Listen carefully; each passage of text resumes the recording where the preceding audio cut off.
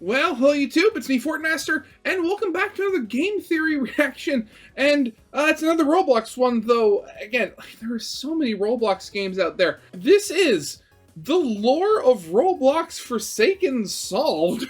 Like, I swear, I've said before that, like, there are so many, games on Roblox that I can't help but feel might have been, like, better served being made in an actual game engine and, like, being put on Steam or something. Because it seems like every single time, a Game Theory makes another video involving Roblox, it's about some game that's on there that I've heard, like, literally nothing about, like, and I mean, like, at all. So I have to wonder, like, where are they finding these games out about? Like, is it just purely based on, like, who suggests them on, like, the Game Theory subreddit or something like that? Where are they finding all of these?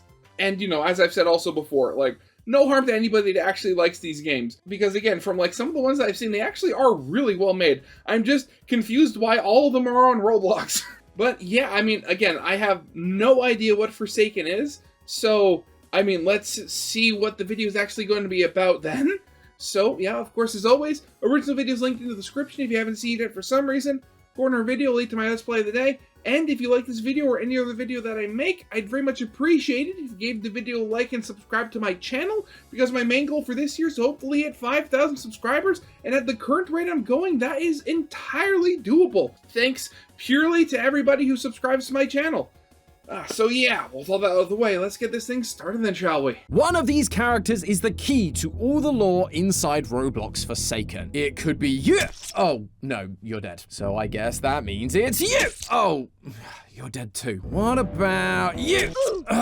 Quickly, start the episode so we don't lose the actual answer.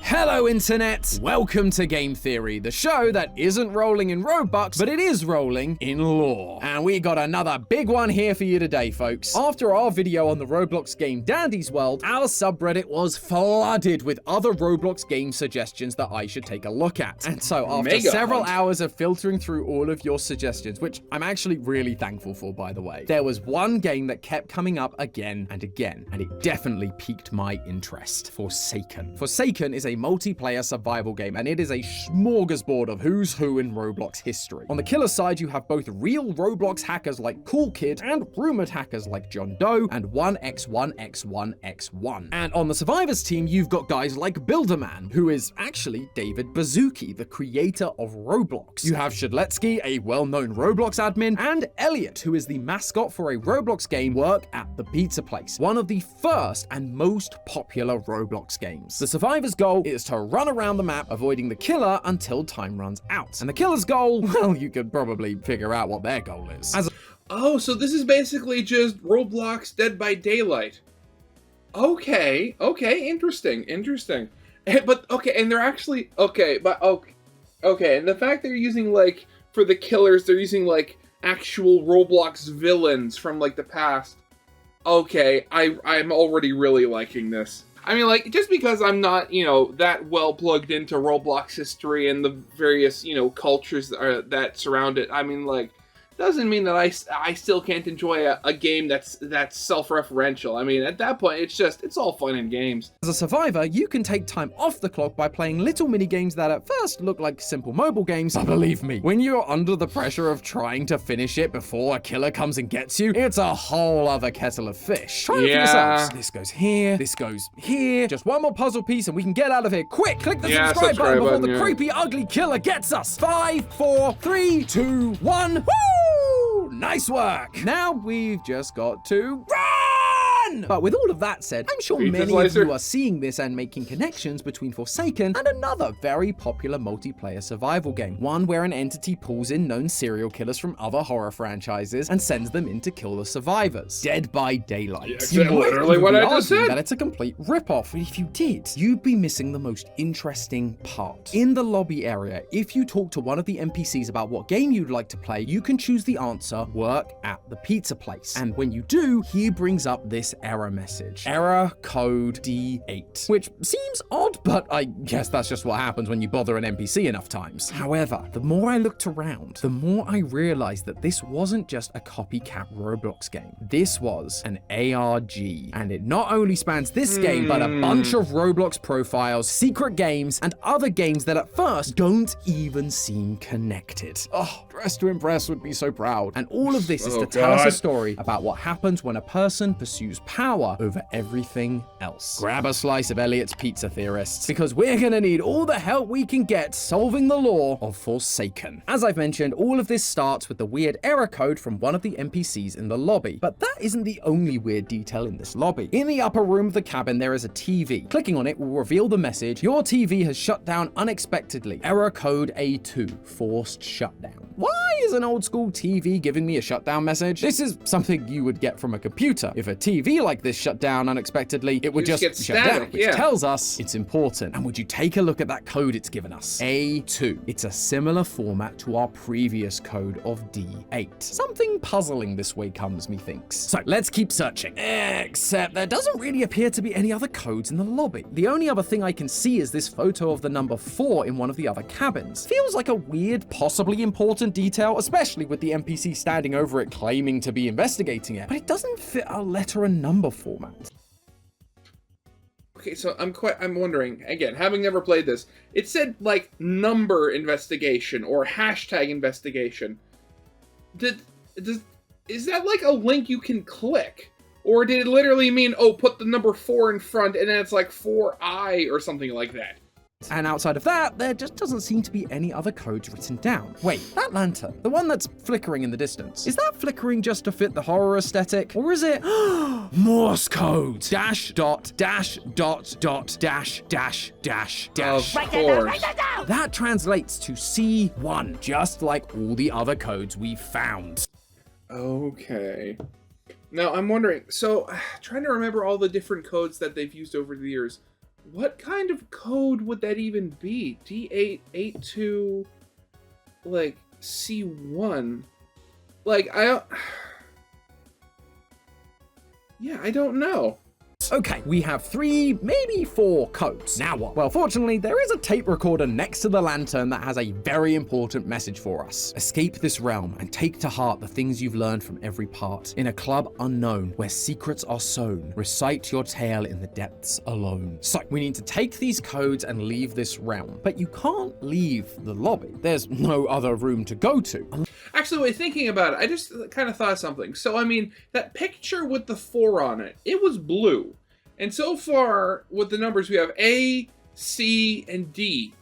I mean, could it be literally as simple as the missing one being like B4, B for blue? Unless escaping this realm means leaving Forsaken entirely. In which case, we need to figure out where exactly we go next, and what it means by a club unknown. Taking a page out of another Roblox ARG we've covered on this channel, Dress to Impress, let's check out the creators of Forsaken and see if they have any other games under their belts. One of the devs is called Soul Driven Love, and lo and behold, they've made another game called Buckshot Frenzy. Basically, a Roblox version of Buckshot Roulette. I'm beginning to see a pattern here. Regardless, we've actually talked about Buckshot Roulette on this channel before too, and it takes place in a nightclub, with the description of this game matching that, saying, "Step into the shadowy depths of a club non-liable." This is almost certainly the club unknown referred to by the tape recorder. And when we jump into the game, our suspicions are met with confirmation. On the wall are a set of paintings in a 2x2 grid with faint writing of the letters C, A, D, and question mark, just like the codes we found in Forsaken, C1, A2, and D8. That question mark may even be where the 4 painting we saw comes in. It didn't seem to fit with the format, but it's the only other code we've got, so we might as well try. If you click on each painting the corresponding amount of times to their number, click A2 times, C1 times, D8 times, and the question mark painting 4 times, nothing happens. Until I clicked the small plaque underneath the paintings, and doing that revealed a secret path. Secret tunnel! Secret tunnel! At the end of the hallway is a door, and when we knock, we get a message. A really, really long message. I imagine it's important though, so I am gonna read all of it. But editor, we should probably crank up the speed a bit to get through it all in good time.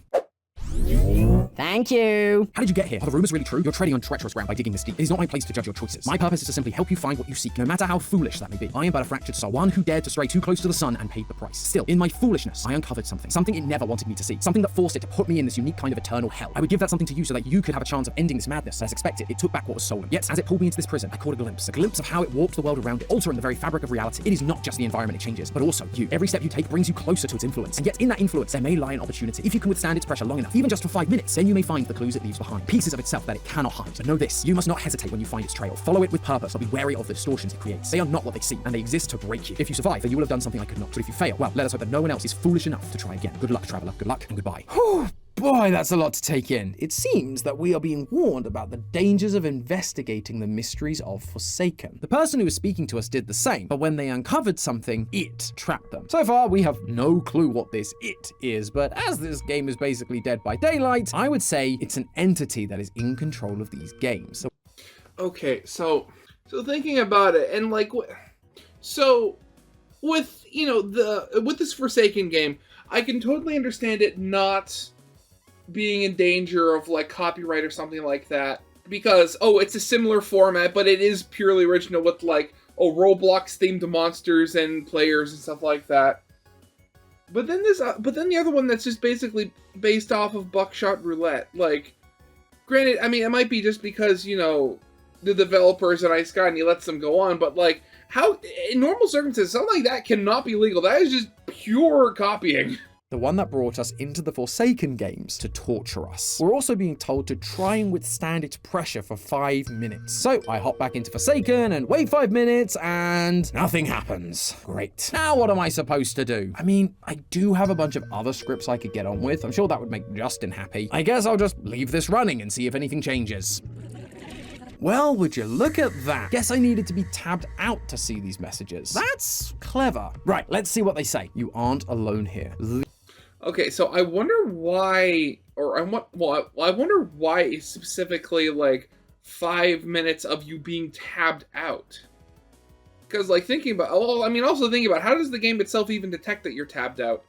I'm thinking about it. Leaving is not an option. You can't escape me. A piece for the puzzle awaits you. That last one with all the words put together with no spaces, that doesn't look like a phrase. It looks like a Roblox user ID, just like we saw in Dress to Impress. And if we search that exact phrase in Roblox, we do indeed find an account with that username. A piece for the puzzle. Julius Caesar. Apparently their actual name is Julius Caesar, though that isn't even the weirdest part. His about section is just nothing but random letters. Random letters if you're not a theorist. Yeah, okay, yeah, so definitely, you know, standard ARG fare. This is, okay, I have to think about it. There are so many, they've gone over with like so many ciphers over the years, and I can't remember, honestly, I can't remember what half of them even are, like, Julius Caesar, probably, Caesar cipher? Wait, could that really be it? Can that really be that simple? This is our good old friend Base 64, and it Never translates mind. to, it will not be easy to make me into your key, but it will be all right. You can do it. Make him into a key? Well, he is wearing a giant key on his shirt, so that's gotta be what he's referring to. Okay. Clicking on the clothing item to get some more information gives us yet another jumble of letters. Sadly, Base 64 didn't work for us this time. But remember when I said he was called Julius Caesar? Well, okay, never mind. I was right about the Caesar cipher. It's just I was a bit too early. if we want to make him the key, then it's most likely a Caesar cipher. And boom, by shifting the letters over 12 times, we get this. His name was David. He was far too young to be sentenced to such a painful eternity, but it did not care. It only wanted more. Sorry, no, I can't take this seriously. That first line, his name was David. All I can think of is that one bit from ASDF movie where it's like, Aw, what's his name? His name is David. Hello, I am David. Oh god, Markiplier, you're always in the best places. Power. This basically confirms that the It is absolutely the entity running this game, similar to the entity from Dead by Daylight, taking people and bringing them into Forsaken to torture them for eternity. But with that piece of the puzzle solved, we should probably take a closer look around the page to see if there's anything more. His friend list, for example, looks suspiciously interesting. He has just one friend, big mood on that one, but that one person is called Not, a piece to the puzzle, aka aka Do Not Listen to Me. His About section talks about Julius Caesar, not the character we've talked about, but the real historical figure, and how he used to deceive people. They tell us that relying on Julius Caesar may be fruitful, but we should not trust him, only use him to reach our goals. Maybe this isn't just about the historical figure. Maybe this is a warning that the Julius Caesar character in this ARG isn't trustworthy, and that we should be careful going forward. This account page also has a game of its own called A Piece to the Puzzle's Place. You can try playing this game, but it starts with the question, what is its name? Let me try my name. No. What David? about Julius? No. David? No. Oh. My guess is it is the entity, but we don't have an answer for that, and I'm not entirely sure where to find it. Wait a minute. The title of this game is A Piece to the Puzzle. The account that made it is called Not A Piece to the Puzzle. Does that mean that A Piece to the Puzzle is another account? Let's just have a look. Bingo! Maybe we can find some answers here. There is a long story in this account's bio talking about him falling into depression and what happens when this game's entity drags you into Forsaken. But Oh god. Okay, now I'm just wondering, honestly, because honestly, I do love like this sort of like entirely Roblox-based ARG where you have to like go to different people's profiles and look at their games. Like, I actually do really enjoy that. It's like, it's a lot different than the other ARGs that I've seen them try to figure out over the years. But now I can only just think of like, what if like you were the 1 in a million person who legitimately came across these profiles without realizing or knowing that they were actually part of an ARG at all, and just being super confused about like the weird jumbles of letters, or like just the like super melodramatic posts that seemingly don't have anything to do with anything in games that you can't even play properly because you need to put in a name. Like, I know like the actual chances of that happening are very low, but at the same time, I can't help but feel sorry for them. the main clue is at the bottom, where we can find yet another code. When shifted by 12, it says numbers to user ID is how you get your key. Okay, maybe we put the user IDs into the game.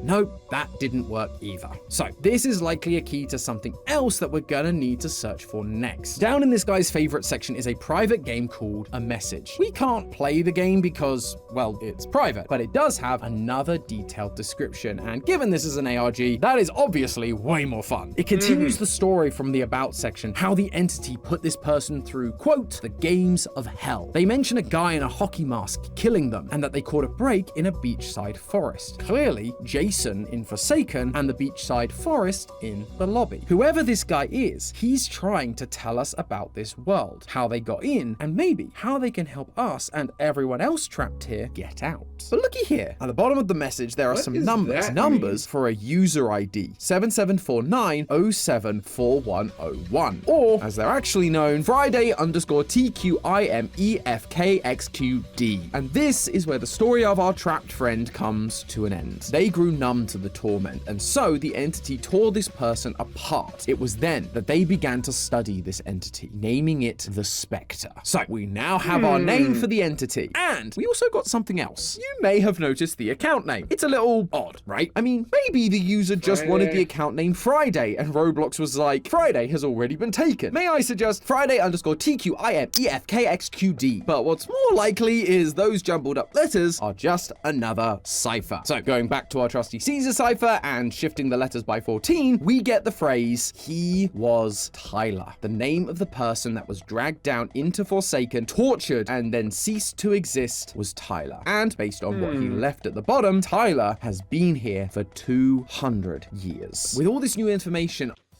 Jeez, okay, now I have to wonder, like, how does that work? Does that mean these games came from the future? Like, how long has Roblox been around? 2004. So, yeah,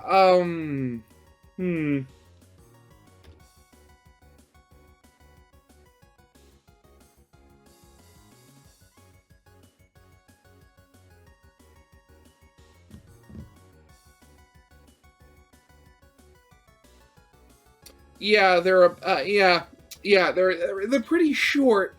Yeah, so not only are these games haunted, they're Time traveling. I have a feeling we can now answer the questions in a piece to the puzzle's place. What is its name? We now know it's Spectre. And upon answering that, we get some more questions about the Spectre. The next question is, what is it made of? And we don't really have an answer for this, but I do not have the energy to go on another scavenger hunt, so instead, let's turn to the thing I always do in times of need during an ARG. The community that is so smart, they figured it out already. All the links will be in the description. These guys figured out that the answer is the word code, which I guess makes sense. The Spectre is part of a Roblox game, and so is code. Plus, the killers of this game, besides Jason, are all Roblox hackers. And what the hackers work in? Code. The next question is, what does it seek?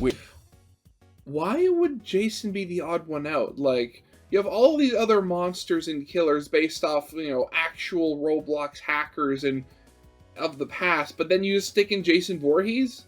Is that just so you have some, familiar face to the people who aren't as plugged in? Which we know from Julius Caesar's account is power. Next are a bunch of questions about Tyler. Who was he? What did he call the trials? How long has he been here? Again, all stuff we learnt about during our adventures. His name was Tyler, they were games of hell, and he was there for 200 years. But then we get asked some personal questions, like, do we feel safe? Do we know what we're getting ourselves into? And the final question, will we keep searching, even though it's foolish? Being the theorist that we are, naturally the answer is yes. And that gives us one more code. Although this time, we're actually given a hint as to how we're supposed to solve it. Numbers lead where letters stray. A shifting cipher guides the way. A sibling to Caesar, clear yet sly. What is my name? Give it a try. A sibling to Caesar. So a cipher that works similarly to a Caesar cipher. A Caesar cipher is just a shift in letters, so we need another cipher that shifts letters. A Vigenère cipher is similar in how a keyword can be used to tell the cipher how to shift, but that would require a keyword. It asks us what is his name, so we could put not a piece to the puzzle, but that comes up empty. And then there's numbers lead where letters stray. Does that mean the key isn't a word, but a number? That would mean it's not a Vigenère cipher, it's a Gronsfeld cipher. Wait, remember that other clue we got? Numbers to user ID is how you get your key? We didn't need the name of not a piece to the puzzle, the person who made the quiz. We needed his ID number, and that would make the key. Gotta say, nice job. Love it.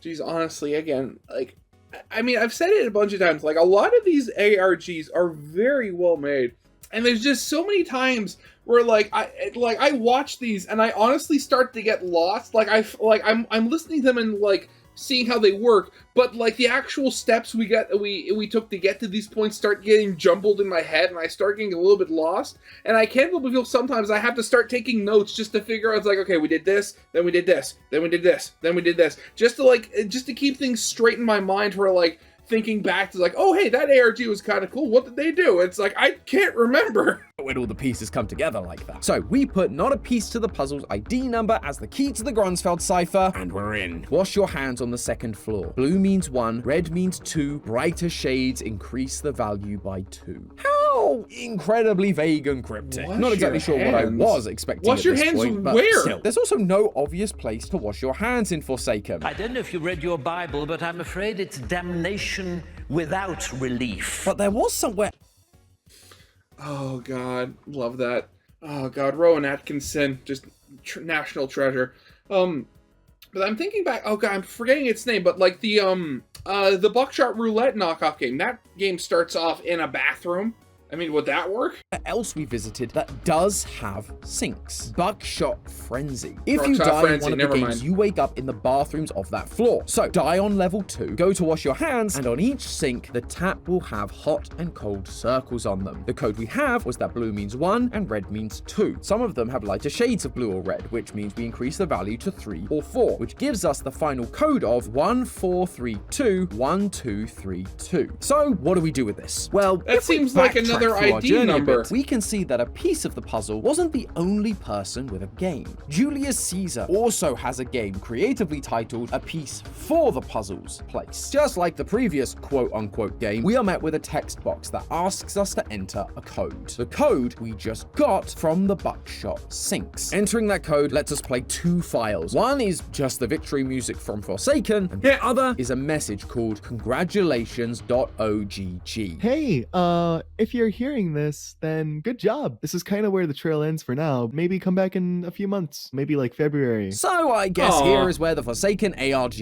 ends, for now at least. Although it is April and there is still no update. Knowing my luck, the update will drop right as this video does. However, just because Probably. the ARG is done doesn't mean that I am. There's still one thing I have yet to decode. After our quiz, we got that long code that we decoded with the Gronsfeld cipher, but there was a separate code at the end that the Gronsfeld cipher couldn't translate. It does translate though when you put it through a standard Caesar cipher. He was Elliot. With he was Tyler being the code given at the end of Tyler's long story, and with this coming at the end of the quiz, that would imply that Elliot is the one questioning us with this quiz. But Elliot isn't just any old name. It's the name of one of the survivors you can play as. I would be surprised if the devs used this name twice. It would just make things really confusing, which means the survivor Elliot is somehow involved in this wider story. And I think I know how, because this quiz isn't actually the first time we've spoken to him. At the beginning of this ARG, we had a very long message of how someone became trapped after being foolish and getting too close. They use the word foolish again near the end of the speech, hoping that no one else will look deeper into the entity. And what do we see in this quiz? The one we believe to be Elliot speaking to us? The last question asks, will you continue searching even though you know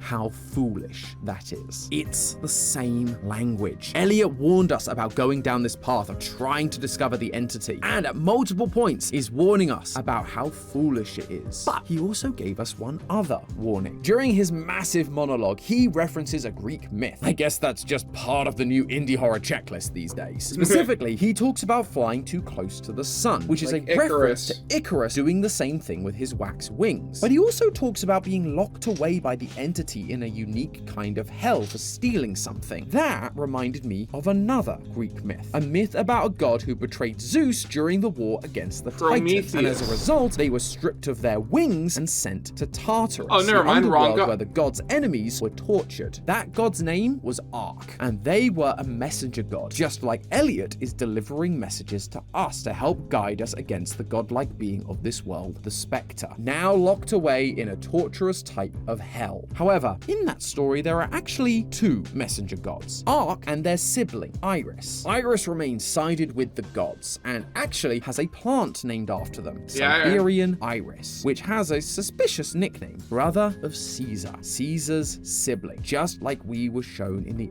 ARG. If Okay. Elliot is the one who went against the god of this world, the Spectre, then whoever is playing the role of Iris, they are still sided with the godlike being Spectre. And we actually have a second messenger in our game, a second person giving us info that claims to be on the side of good, Tyler. We have been trusting Tyler and using his information to get closer to solving this ARG, but I suspect he may not be what he seems. So when the ARG returns, be careful how much you listen to him, because if I'm right, he's gonna keep sending us down this rabbit hole until we, like him, are going to be stuck in a constant cycle of torture. Or the ARG will never update and I'll be stuck in a different cycle of torture, not getting any more lore. Yeah. And that is arguably much worse. But hey, that's just a theory. A game theory! Thanks for watching. Oh god, honestly, like thinking about some of these like Roblox ARGs and stuff like that, I kind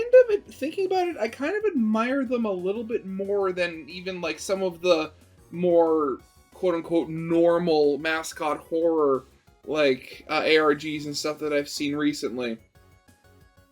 Because like thinking about it, like you look at these games, both the Buckshot one and this Forsaken one, and you can easily play just either one of them just, you know, completely normally without realizing there's any like weird connections between the two like at all. Like you could go through them and just not know that there's like this underlying ARG that people are trying to figure out.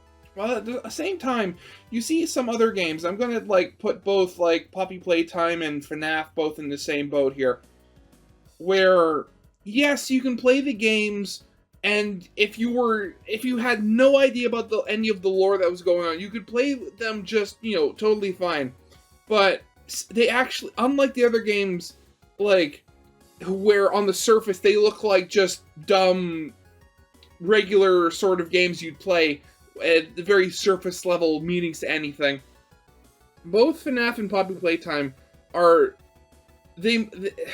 They hide stuff a lot more and make it more apparent that they're hiding stuff. And certain things like, well, I mean, you can point to anything FNAF, but with Poppy Playtime, I look specifically at Professor Sawyer. You know, the Doctor. And, like, we had heard of the Doctor a long time before we ever actually met him in Chapter 4.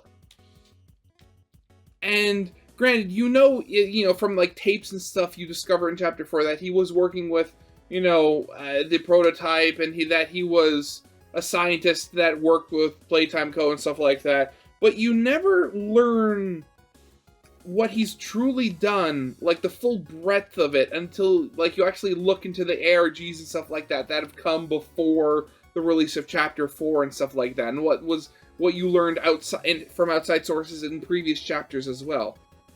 So the fact that, you know, Forsaken and Buckshot are both two games that have, like, this ARG that, you know, you don't even have to interact with in the slightest to fully enjoy the games. Because, as I've said before, because as I've kind of seen, part of the enjoyment with Poppy Playtime and FNAF is figuring out the lore, not just the scary gameplay.